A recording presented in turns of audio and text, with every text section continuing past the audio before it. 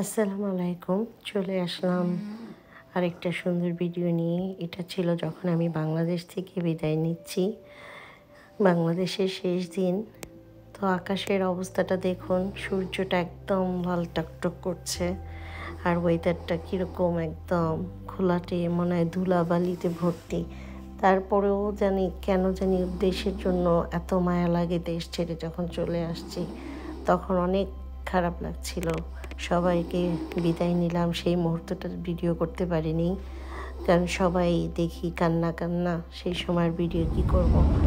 তো বিদায় নিয়ে যে রওনা দিয়ে দিলাম বাসা থেকে। তো বাচ্চারা সবাই যাবে নানা ভাইকে বিদায় দিতে। তো সাথে দেবরও ছিল, ছোট দেবরটা, সেও মন খারাপ। তো সবাই মিলে আমাদেরকে এয়ারপোর্টে বিদায় দেওয়ার জন্য চলে আসছে। এই যে আন্তর্জাতিক শাহজালাল এয়ারপোর্ট, আমাদের বাংলাদেশের এয়ারপোর্ট। আর বাংলাদেশের কত পরিবর্তন হয়েছে সেটাও একটু রাস্তাঘাটটা দেখাচ্ছি। অনেক কিছুই অনেক পরিবর্তন হয়েছে, কিন্তু আমাদের বাংলাদেশের যে গ্যাঞ্জাম, যেটা এয়ারপোর্টে অনেক ভিড় করে, সেটা ভালো লাগেনি। এই যে এয়ারপোর্টে চলে আসলাম, এই যে দেখুন ঢোকার সাথে সাথে এই যে গাড়ি থেকে নামবো, দেখুন কত মানুষ। এরা কেউ কিন্তু প্যাসেঞ্জার না, এরা শুধু জাস্ট ড্রপ করার জন্য ফ্যামিলি মেম্বার। তো এই যে আমার সাথেও আসছে প্রায় 5-6 জন। আমিও তাদেরকে মানা করেছিলাম যে এসো না, কারণ এয়ারপোর্টে শুধু শুধু ভিড় হয়। তারপরেও সবাই আসবে। আসলে কি বলবো, বিদায়টা খুবই কষ্টের ছিল, কাউকে মানা করা যায় না। সবাইকেই আনন্দ দিয়ে শেষ বিদায়টা নিয়ে চলে আসতে হয়। তো আমাদের লাগেজ ওয়েটেড করে তখনও ভিডিও করতে পারিনি, অনেক কিছুই মিস গেছে। তো এই যে এখন আমরা চলে যাচ্ছি আমাদের প্লেনের অপেক্ষায়। তো প্লেনও চলে আসছে, রওনা দিয়ে দিলাম। আমাদের বেশি সময় লাগেনি, আমরা টাইম খুব কম নিয়ে বের হয়েছিলাম। তো সব কিছু মেপে টেপে সব কিছুই পারফেক্ট ছিল, কোনো সমস্যা হয়নি। প্লেনে উঠে গেলাম, বাংলাদেশকে বিদায় জানাচ্ছি। রাত্রের যে দৃশ্যটা দেখে ভালোই লাগছিল।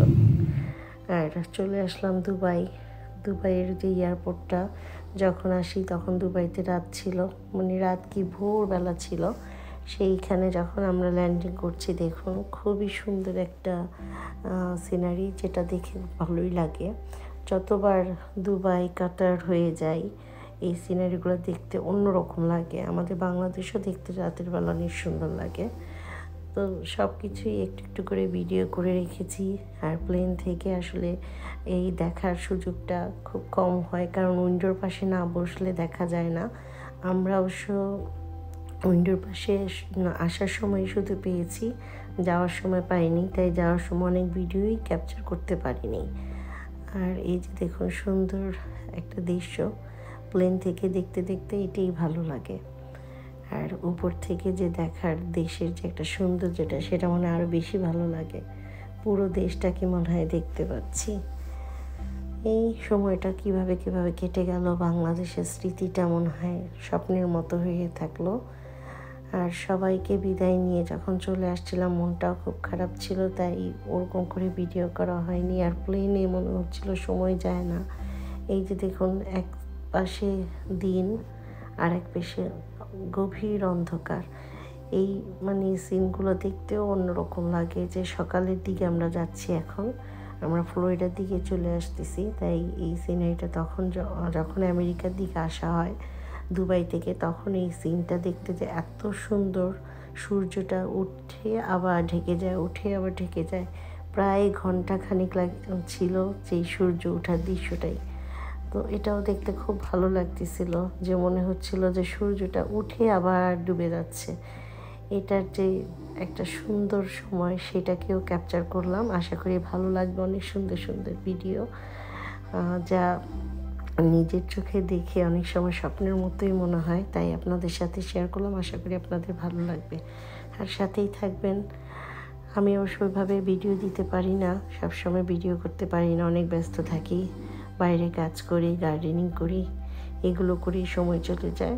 তো ভিডিও যতটুকু পারি ততটুকুই আপনাদের সাথে শেয়ার করি। আর নিজের চোখকে মুগ্ধ করে দেখাটা আপনাদেরকেও শেয়ার করি, যে আপনারাও দেখুন। হয়তো অনেকেই এরকম প্লেন থেকে এই সিনারিগুলো মিস করে, তাই ক্যাপচার করে রাখলাম। আশা করি অনেকেরই এই সিনগুলো দেখতে ভালো লাগবে। ভালো থাকুন, সুস্থ থাকুন, সবাইকে নিয়ে দেশে আনন্দে থাকুন এবং একজন আরেকজনের সাথে যোগাযোগ রাখুন। এটাই হচ্ছে আমাদের দেশের সবচেয়ে সৌন্দর্য আর ভালো লাগা, যেটা ভালো লেগেছে। আশা করি আপনাদেরও ভালো লাগবে। আল্লাহ হাফেজ, ভালো থাকেন। আবার আসবো নতুন কোনো ভিডিও নিয়ে।